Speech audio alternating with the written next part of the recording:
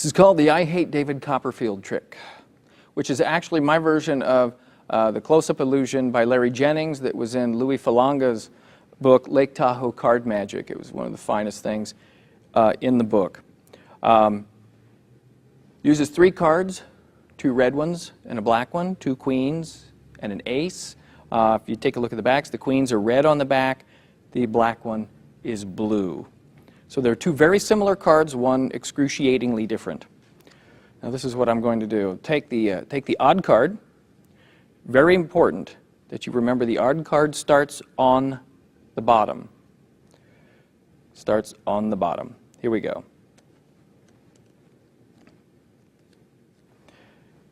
Then if I just shake my hands very lightly, just like this, you get this weird illusion of the blue card now being between the 2 red ones. In fact, the illusion is so strong, it actually appears that you can pull it from between the queens. You can't. It just looks like you can. I really don't care about, reality. It's not what I'm into. Now, you've all heard of sawing a woman in half. Well, we're going to saw these 2 ladies away from each other using this ace. You kind of have to use your imagination here, but lucky the ace of spades sort of looks like a knife. Watch closely. If I take it and rub it on the bottom, don't blink, don't look away, you'll swear that this ace just melts right through.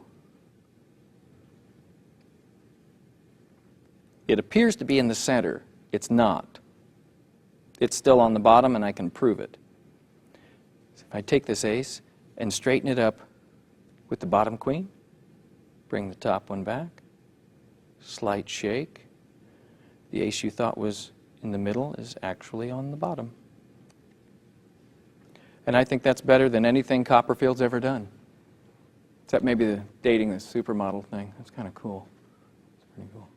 One of these cards is not like the other. And it's not this one. It's this one. This one has a little bit of a modification. There's been a slight cut. Let me show you where it is.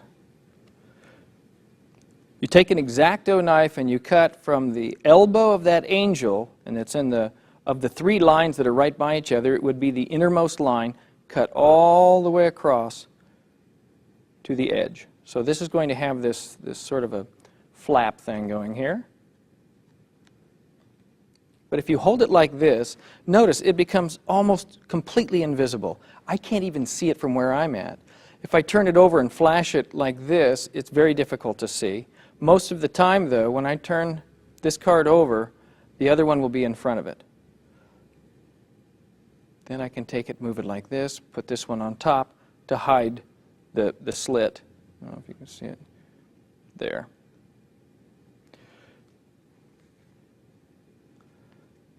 Starts out like this. The first of the 3 phases is Larry Jennings. And that's where you show all of the cards, move the one with the slit to the bottom, all right? Pretend to put the odd ace card here on the bottom, but actually what you do is you make sure that it goes into the slit. Now, I like people to actually see it on the bottom. I usually designate someone to keep track of where this odd card starts. It's on the bottom. I'll flash that. Then what I'll do is I'll pull it out to illustrate where is it starting. It's starting on the bottom. I slide it back, and by that point I've got it in there. And this is what happens here. As I slide it out, I put a little bit of pressure, a little bit of a bend on the 2 red cards. When I pull the ace far enough, I can actually feel that one queen pop open. Then I can slide it in. So from this viewpoint, it appears the ace is on the bottom. The ace is, however, now going right through that slit, and most of the ace is between the queens.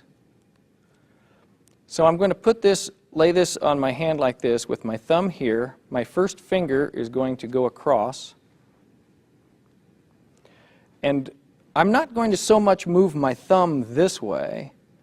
I'm going to pull my fingers back as well. I would like to keep this set from expanding this way. I want to have it expand sort of from the middle. So that's why I push thumb and I pull back with the fingers just a little bit. It's a minor point, but I think it's nice that it doesn't expand to one side and look like a fan unfolding. It should look like it's just happening here in the middle. So now I pull the blue one out. Again, this is still the Jennings idea. Coming up while my finger is going to cover the slit portion here. And I think it's good that you let go a little bit to prove that that ace is between the queens. Comes off like that. Now I like using the ace of spades because now I can use the idea of it being a knife. Again, put the one with the slit on top, flash the queens, take one with the slit, put it back on the bottom. But everything is slow, everything is deliberate. There's no rush. No one is going to see that slit. No one's going to see anything at all. There's nothing for them to see. If you don't run, no one's going to chase you on this one. You're now going to take the ace and you're going to move it to the right hand. And as you do, you'll then slide this top card over to cover this little problem area right there. So you have the cards like this. The ace has to go into your other hand. So you'll put it on top, smoosh everything over, and then keep smooshing until this one is now covering that. So talk about it being like a knife. Now, this is the most interesting thing here. I'm going to apply a linking ring move to a card trick. And you're familiar with the rings, the linking of the rings as you slide them back and forth like this, and one of them then goes through the gap in the other ring on a circular motion. The exact same thing is going to happen here, but with cards. Let me do it without the cover card. I take the ace and I'm moving it in a circular motion. At some point, it's going to pass. Actually, it's in here. Doing this in a circular motion here. I'm focusing on this corner. As I do a circular motion here, watch. It's going to clear that one and then be there. So it's going to be this like that. That is going to happen underneath this card. So what people see, this is a beautiful phase here. They see this rub. Now the ace is now actually inside. I'm concentrating on that corner, and just as I see this tip come out this way, I want this one to go around the corner. So I'm rubbing on what appears to be the bottom of both cards. As that tip comes out like this, I actually go through, do the linking ring move, and then keep rubbing and having it be very apparent that it's in the center. Don't pull too far this way, but you can get away with doing that. I like doing this too, because this is an audible proof that it's in the middle. I still mentioned that it's on the bottom. So now we go into phase 3. Phase 3 is where this card gets straightened up with the bottom one like this, a little shake, goes to the bottom like that. Without the top card, I mention this one gets straightened up with the bottom one. I feed this upper right corner here through the slit and straighten it up with that one. This is what it looks like with the cover card. This one is in the center. This corner here comes down, goes into the slit, and I square it up with that bottom card. That's where we're at. You can always tell how far this card can go up without exposing by keeping in mind that your slit right there is on the elbow of this angel. So always stay at or below this lower hand of the angel, and you're going to be fine.